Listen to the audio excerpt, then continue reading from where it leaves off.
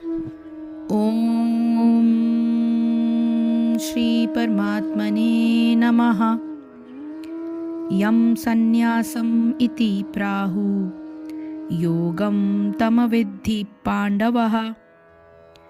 न हि असन्न्यस्तः संकल्पः योगी भवति कश्चनः। यम यानी जिसको, संन्यासम संन्यास, इति इस प्रकार, प्राहु कहते हैं, योगम परब्रह्म के साथ युक्त होना, तम उसे, विद्धि जानो, पांडव हे पांडुपुत्र, न यानी कभी नहीं, ही निश्चय ही, असन्न्यस्त बिना त्यागे, संकल्पः आत्मतृप्ति की इच्छा, योगी यानी योगी, भवति होता है, कश्चन यानी कोई। हे पांडुपुत्र, जिसे सन्यास कहते हैं उसे ही तुम योग अर्थात परब्रह्म से युक्त होना जानो, क्योंकि इंद्रिय तृप्ति के लिए इच्छा को त्यागे बिना कोई कभी योगी नहीं हो सकता। इसका तात्पर्य यह है कि वास्तविक सन्यास योग या भक्ति का अर्थ है कि जीवात्मा अपनी स्वाभाविक स्थिति को जाने और तदनुसार कर्म करे, यानी उसके अनुसार ही आगे बढ़ता रहे। जीवात्मा का अपना स्वतंत्र अस्तित्व नहीं होता, वो परमेश्वर की तटस्थता शक्ति है। जब वो माया के वशीभूत होता है तो वो बद्ध हो जाता है, किंतु जब वो कृष्ण भावना भावित रहता है अर्थात आध्यात्मिक शक्ति में सजग रहता है तो वो अपनी सहज स्थिति में होता है। इस प्रकार जब मनुष्य पूर्ण ज्ञान में होता है तो वह समस्त इंद्रिय तृप्ति को त्याग देता है, अर्थात समस्त इंद्रिय तृप्ति के कार्यकलापों का परित्याग कर देता है।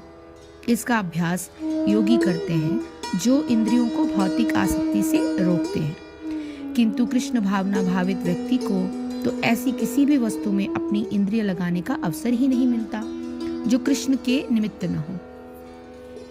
फलतः कृष्ण भावना भावित व्यक्ति सन्यास तथा योगी साथ साथ होता है, सन्यासी तथा योगी साथ साथ होता है। ज्ञान तथा इंद्रिय निग्रह योग के ये दोनों प्रयोजन कृष्ण भावना भावित या कृष्ण भावनामृत द्वारा स्वतः पूरे हो जाते हैं। यदि मनुष्य स्वार्थ का त्याग नहीं कर पाता तो ज्ञान तथा योग व्यर्थ रहते हैं। जीवात्मा का मुख्य ध्येय तो समस्त प्रकार की आत्म तृप्ति को त्याग कर परमेश्वर की तुष्टि करने के लिए तैयार रहना है। कृष्ण भावना भावित व्यक्ति में किसी प्रकार की आत्म तृप्ति की इच्छा नहीं रहती, वो सदैव परमेश्वर की प्रसन्नता में लगा रहता है। अतः जिसे परमेश्वर के विषय में कुछ भी पता नहीं होता वही स्वार्थ पूर्ति में लगा रहता है, क्योंकि कोई कभी निष्क्रिय नहीं रह सकता। कृष्ण भावनामृत का अभ्यास करने से सारे कार्य सुचारू रूप से संपन्न होते रहते हैं या संपन्न होते जाते हैं।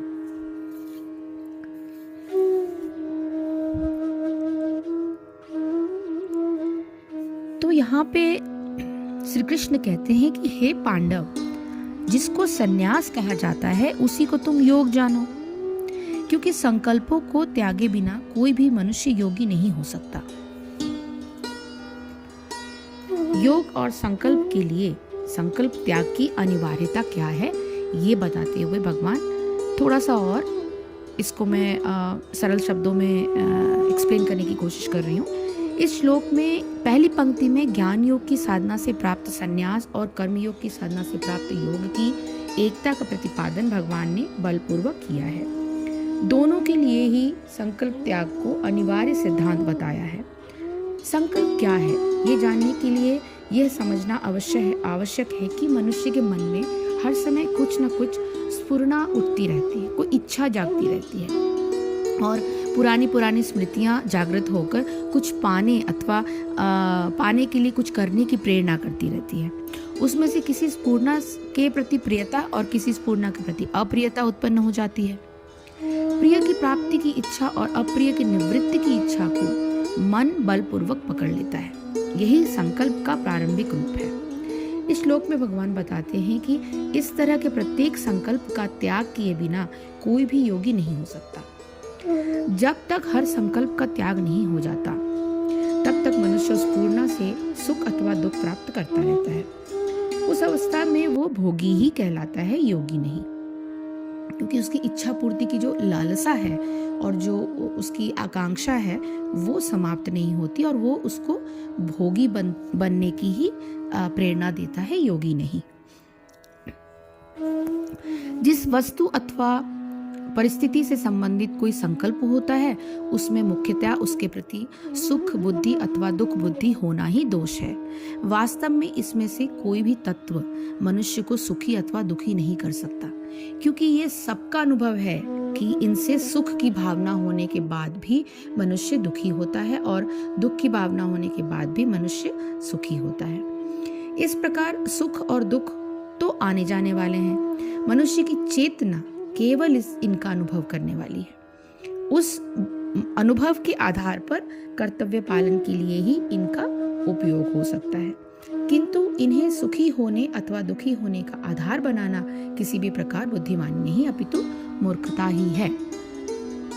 इस बात को स्वीकार कर लेने पर इनके त्याग की धारणा दृढ़ हो जाती है, भले ही कर्तव्य पालन में इनका उपयोग मात्र कर लिया जाए। इसलिए इस श्लोक में भगवान ने बताया है कि इन संकल्पों से सुख दुख का संबंध त्यागे बिना कोई भी सन्यासी अथवा योगी नहीं हो सकता। संबंध संकल्पों के त्याग के पश्चात अब भगवान यह बताते हुए आगे के श्लोकों का वर्णन करेंगे। हरिओम तत्सत, हरिओम तत्सत, हरिओम तत्सत। जय श्री कृष्ण, जय गुरुदेव।